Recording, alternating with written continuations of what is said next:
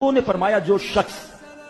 ہر شب جمعہ اور جمعرات کی درمیانی رات یہ درود شریف پابندی سے کم از کم ایک مرتبہ پڑھے، موت کے وقت سرکار مدینہ صلی اللہ علیہ وسلم کی زیارت کرے گا، اور قبر میں داخل ہوتے وقت بھی یہاں تک کہ وہ دیکھے گا کہ نبی پاک علیہ الصلوۃ والسلام اسے قبر میں اپنے رحمت بھرے ہاتھوں سے اتار رہے ہیں۔ مل کر پڑھ لے، اللہم صلی وسلم وبارک علی سیدنا محمد النبی الامی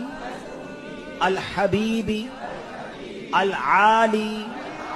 القدر العظیم الجاہ وعلی آلہ وصحبہ وسلم۔